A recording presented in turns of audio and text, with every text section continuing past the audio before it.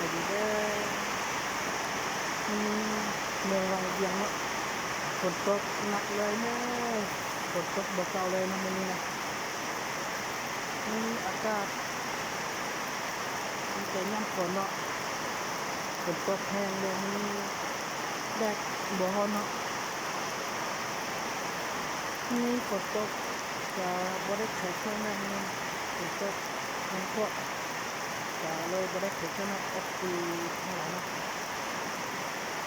มีป่าแห้งด้วยค่ะใครสนใจได้มาตลาดป่าแห้งที่ใกล้ๆทางด่วนเนาะฝนตกแห้งพวก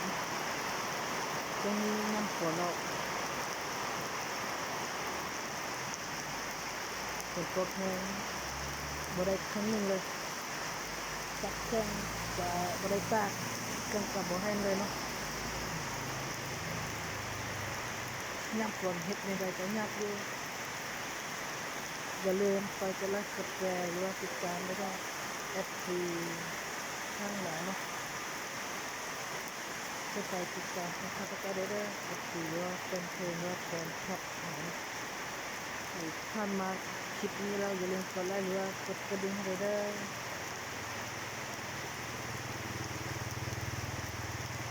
ฝนโอ้แห้งแล้วเนาะนี่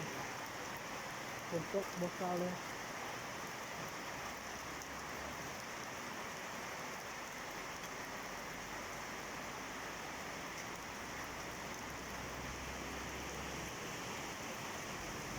มีแต่น้ำฝนนั่นแหละแดดบ่ร้อนเลยเนาะ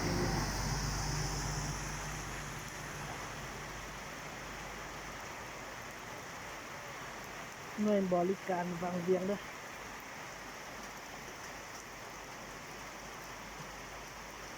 มื้อนี้ฝนตกก็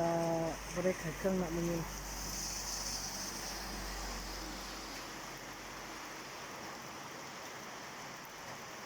ฝนตกแห้งพอดมื้อนี้แดดบ่ร้อนก็บ่ได้เครื่องนึงได้มื้อนี้ให้ทุกคนเดินทางปลอดภัยนะขอขอบใจหลายๆได้ถ้าใครเข้ามาเป็นแล้วอย่าลืมฝากกดไลค์กดแชร์หรือว่าติดตามให้ด้วยเด้อขอขอบใจหลายๆ